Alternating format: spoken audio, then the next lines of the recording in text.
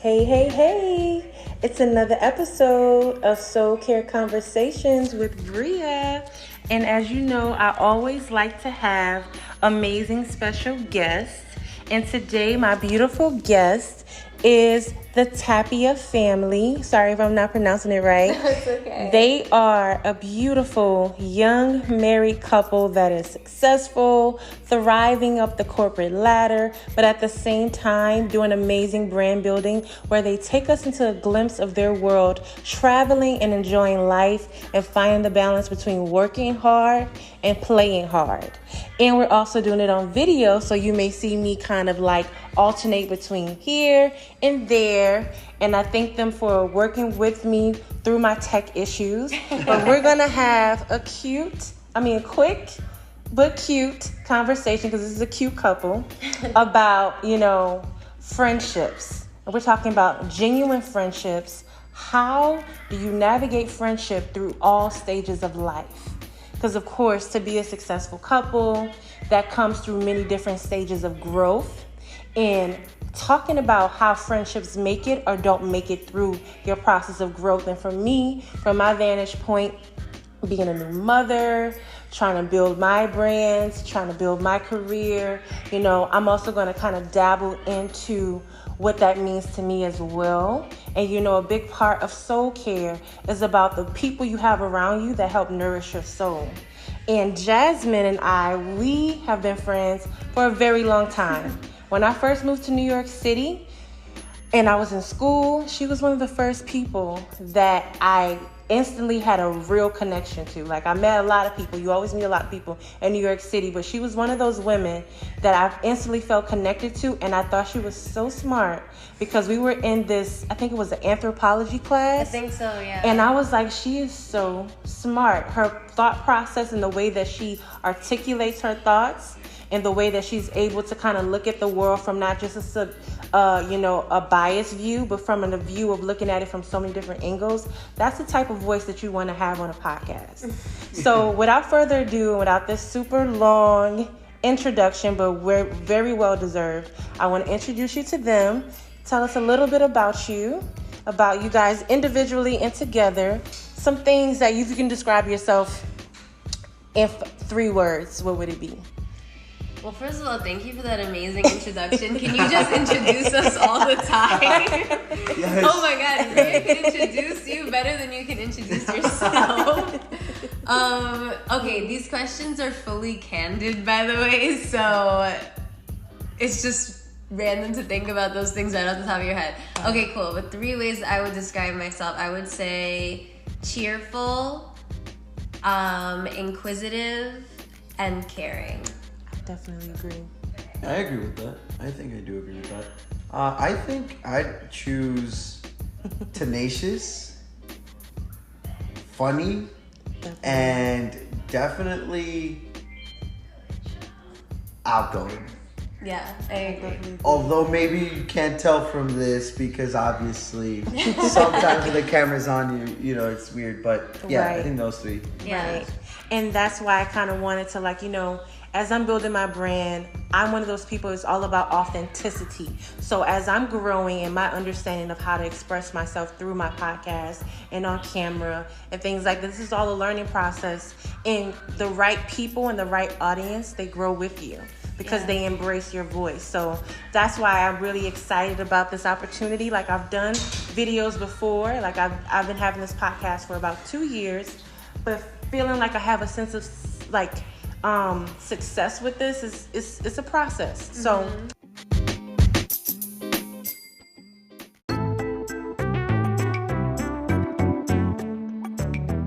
what do you think is the foundation of a good friendship? Or what makes a good friendship, so to speak? I think that's a really good question. Something that everyone should always think about, especially when considering your friendships. But I think a few things, namely, someone you can depend on in terms of you can count on. That's a good friend, someone who can actually be there for you when you need them. Obviously, someone who is, in my opinion, loyal, right? And also someone who is just down to also, have a good time with you and won't criticize you or put your thoughts down because you want to do a podcast and they're like, I'm gonna put that down. That's not a good friend. That's a good one. That's not a good really friend. Good one.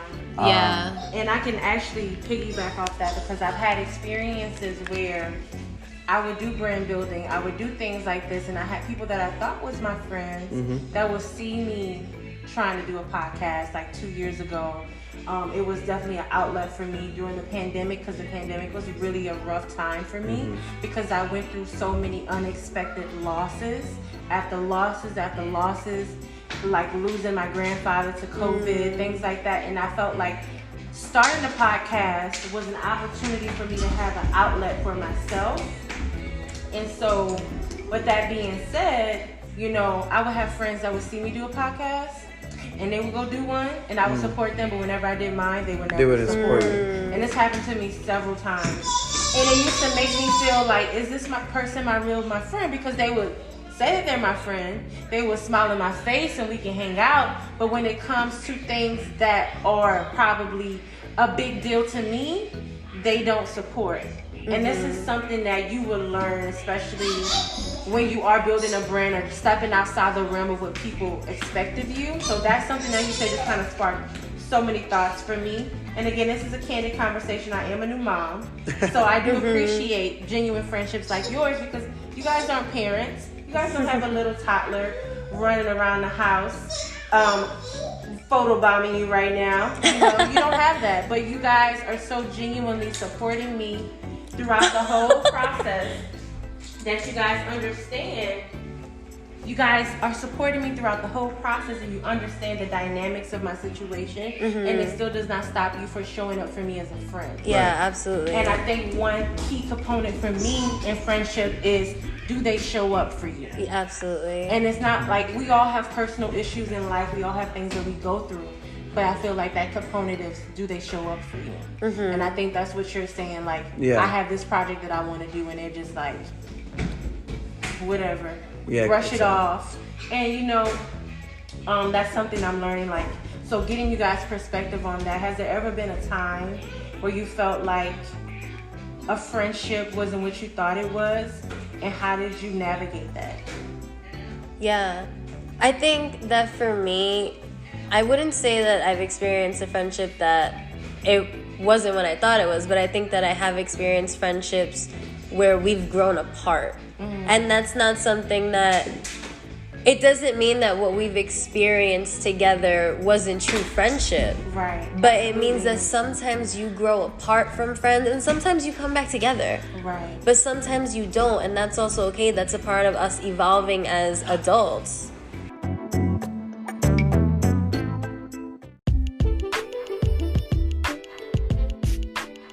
Yeah, I love that perspective. Like, doesn't mean that it's a bad friendship. It just means that you outgrew that friendship. And that's okay. People grow apart and you can still wish them well, is what I learned. Yeah, absolutely. And I think that one thing that's important for friends is that you have commonalities. You have things that you share. You have hobbies that you share. And as you guys mentioned before, when you have hobbies that you don't share, you either learn that you're going to support them, but if you can't be supportive, then we have to move on from one another. Because now you're bringing me down. Now you're not serving me. And your friendships should serve you. There's something that you choose. You don't get to choose family, but you get to choose certain relationships. And friendships is a relationship that you choose. Definitely. And I love that. I love that concept. So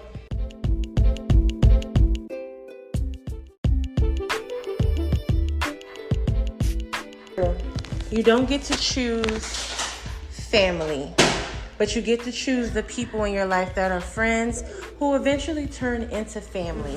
There are selected family, so to speak. So, quick talk. So you guys are married. And there was a time when you were not married. How do you feel like the dynamic of going from this cute, fun couple to now this married, cute, fun couple? How do you think that changed the dynamic of your friendships? And what are your advice to young married couples on how to navigate friendships as a new married couple?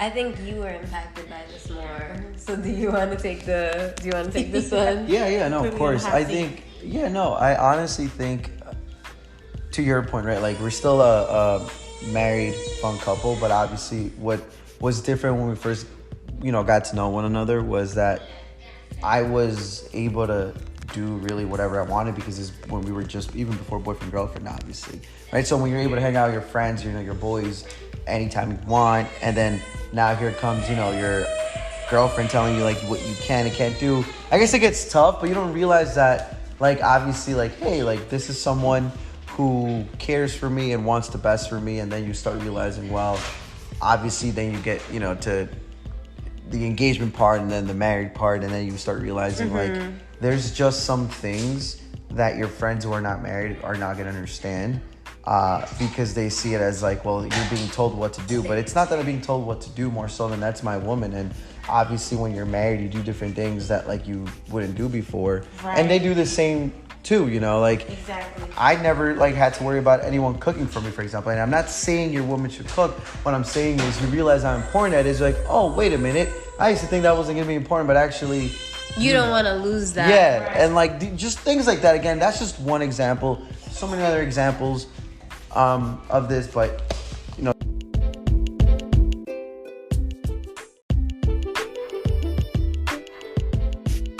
I absolutely love that candid insight. Like you're saying, like, it's not necessarily about, oh, she should be cooking, but you're more cognizant of the roles that you guys play in each other's lives, and how that takes precedence over other relationships, and how other relationships function, so to speak. So I think that's beautiful that you guys have that perspective. So, and I thank you guys for being so patient, because, like, as a mom, you're not this woman that has all this free time. You're this woman who has to navigate life, especially as a new mom, especially when you're a new nursing mom, especially when you're a mom that is career building at the same time.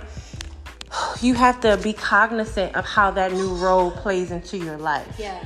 So, again, like you were saying, so do you feel like, how did you navigate the new life as a husband with friendships? Yeah, that's a good question. I think, it came down to a few things. Like, obviously still letting my friends know, like, listen, I'm still the same Eric from before. It's just obviously now I come with my wife. And obviously you have to be comfortable with that. And you have to be accepting of that. And I think they, if they're your good friends, they're going to say, yeah, of course, like, I understand you. And obviously, it's just one of those things where, like, they understand that, like, it's, you plus one, because that's someone that you care about, and they also care about your partner. Mm-hmm.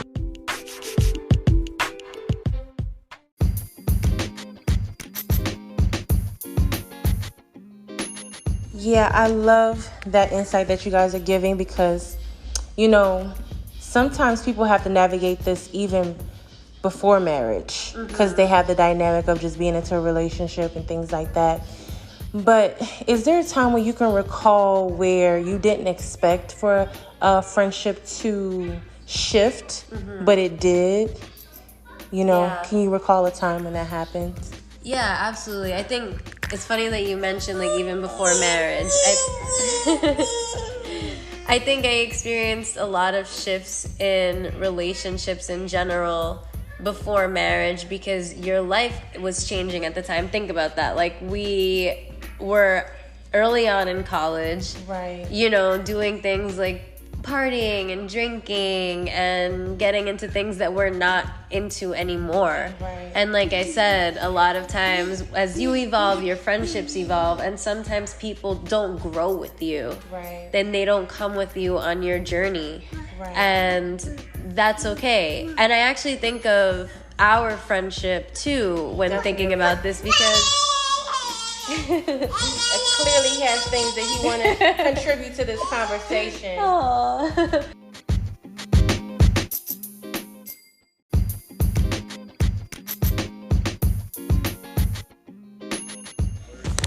So I love that perspective. And I really appreciate you guys giving me your insight on that. And so like you were saying, our friendship. Yeah. Well, speaking of like friendships that evolve and you growing together, I think our friendship is a really great example of two people who are doing some similar things in life. Like we're both trying to tap into our entrepreneurial side, both trying to crawl up the corporate ladder. You know, like we're both women in, you know, communities that aren't built for us. And we relate so much off of that. Absolutely. And we inspire one another. Just seeing you here with your son trying to podcast, like that's very inspiring. Thank you so much. That's very inspiring. Not many women would think about even, you know, starting a podcast or building social media and trying to, you know, work their way up the corporate ladder with a child. But also, we're also very different. I don't have a baby. Right. And you do. Right. But we're still growing and evolving together. And every time we meet up, it never feels like we missed a beat. Right. We may not see each other for X amount of time. Right. But we feel that ability to just connect. Right. I feel like sometimes with friendships, it's not necessarily about, oh, we doing the exact same thing in life. We wear the exact same nail polish, or we have the exact same type of husband, and we both have the same milestones. It's about we connect and we get each other. Right. And even though we have similarities, we also appreciate our differences. Yeah. And I think that we live in a society where we also throw away friendships so easily because society has gotten so superficial. Mm-hmm. So when you have friends that say to you, hey, I am here and I'm your friend and I see something in you. You don't have to have $1 million. Right. You don't have to be the most glamorous. You don't have to even be a size 2. There's something that I see in you as my friend. You know, and I feel like that's another issue with society is that we live in a world that we don't really realize that a lot of people, they have a mindset of groupthink. Whatever the group thinks, whatever's trending topic is what everyone's talking about, which is, you know, it works. But in one way, we have to look at it from the perspective of this the culture where friendship is dying, or do we live in a culture that is not, you know, encouraging genuine friendships? Yeah. Like, what do you think, Eric? Yeah, no, I agree. I actually think that obviously social media sometimes has played a big role in how friendships either, you know, thrive or just go to die. Mm-hmm. And the reason I say that is because I think, you know, social media sometimes has people thinking that a certain lifestyle that is being shown on social media is just the norm for everyone. Mm-hmm. And then now your friends think, well, I'm not doing that. I should be doing that. And then they think that they need to keep up, when in reality, unfortunately, sometimes social media, all it is a way to like pretend something that you are, but you really aren't. And again, I'm not saying that's for everyone. I'm saying the major influencers who are out there, right? They make it seem like this is all normal. And so then now you have a bunch of, you know, folks who are watching and thinking, well, you know, this is normal and it's not. And then if you have friends who are doing things you're not, again, my point is like, that's how you really, you know, always get into that group thing that you're talking about, where like, well, this is what's popular, this is what's trending, like this is what I should be doing. But in reality, like it's not. And, you know, your friendships can either thrive from it or die from them. Absolutely. From it. Wow, you said a mouthful there that is really to think about. You could either thrive from this culture or you can die from it. And also, too, I don't know, maybe it's just me and I know I should stop doing this, is that I feel like if I am creating content and my friends are not engaging in it, but I see them engaging in like celebrity content, they're engaging in this one's content. But when I have content, I don't know, I can't always blame it on the algorithm. Do you think it's the algorithm or is it a fake friendship? I can relate to that 1,000,000%. As somebody that does create content like you, I have noticed that when I first started, like 2 years ago, or when we first started like growing our Instagram, and this is something that I spoke to you, Eric, about too, and I don't know if you ever experienced this, but a lot of people who I thought were friends but were more so acquaintances ended up dropping off. Some even unfollowed. And that's how you know, like, these people don't really support you in your journey. Because I'm trying to start something. At the end of the day, some people can say, social media is silly, it's stupid. It's a way to build your business. It's a way to build a brand. It is not stupid. No, it's not. If you take it seriously, you could build a career off of it. Yeah, you see it happen every day. Literally. Millionaires are created. Exactly. Because you don't understand the dynamics of marketing and the dynamic of how the world is going digital and how the world of digital marketing is where all the money is generating when it comes to advertising. So if you don't understand it and you're ignorant to that. Don't put that on me. Yeah, don't put that on me. Yeah. That's on you. Yeah. And then sometimes you realize it's like a weird thing you realize is that some people, they have a secret jealousy. Yeah. And they see a light inside of you. And they don't have that. So they project that on you and they're like, oh, this person is the problem. Right. No, it's just that you dislike something in yourself and you see me doing it. Right. So you get, like you said, jealous. Yeah. But I do not think it's the algorithm. If someone is your friend, I'm popping up on your profile. Right. And so I did and probably still do get offended that if I know that someone who I love and I care about is watching my stuff and you didn't like it, because at the end of the day, we're creators. Right. I'm not posting it for fun. Like you post on your story for fun. I'm posting it to build. Yeah, exactly. So the least you could do is interact. Right. It doesn't cost money. It doesn't cost a thing. It's true. And I noticed that when I started a business, I noticed now that I have a book, that only certain people will interact. And sometimes I get it, like, is there something about me? Do I come across a certain way? Do I, sometimes people project their insecurities on what they see in you. And that's another way how, like Eric mentioned, either a friendship thrives or dies. Right. When people are going through certain things internally and they don't know how to process it without projecting it. Right. And I feel like sometimes it's a psychology of the world that we live in a little bit. In my little perspective of it, is that people sometimes project their insecurities. Yeah. And then that's how you see the lack of support. Or it's something that they feel like they put you in a box. Right. And you stepped outside of that box. Yep. How dare you step outside of that box? So now I can't, because this makes me uncomfortable, that it does something to me because you're stepping outside of the box.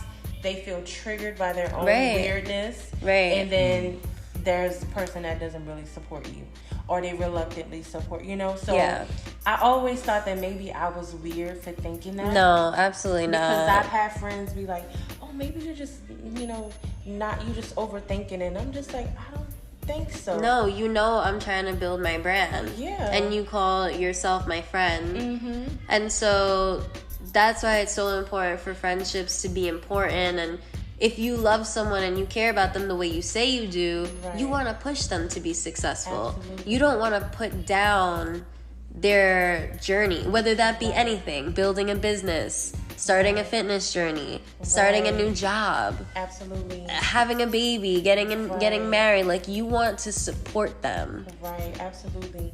So speaking of friendships and work, what are the boundaries you set? What do you think are boundaries that every person should set when it comes to friendships in the workplace? Random question. That's a great question, and I think that is something that I had to learn and fail at. Me too. And then get better at. So, for example, when we first graduated college and I got into my first career, I think I completely failed because I immediately went into it like, everyone is my real friend. Yeah, me too. And like, we're going to hang out outside of work and I'm going to, tell you all of my secrets and I'm going to get drunk with you and have fun. Right. And you're also young. You're also 23. Yeah, I was 23. Yeah, super young, where you're still learning. Yeah. Still learning. Well, we're always still learning, but 23 is when we're kind of naive. Yeah. We're kind of naive. And you think that the friendships that you make at work kind of, carry over into your quote-unquote real life. Right. But I think eventually, as you get older and you get more, deeper into your professional career, you start to realize that these work friends, I think it's very rare when they become real friends outside of work.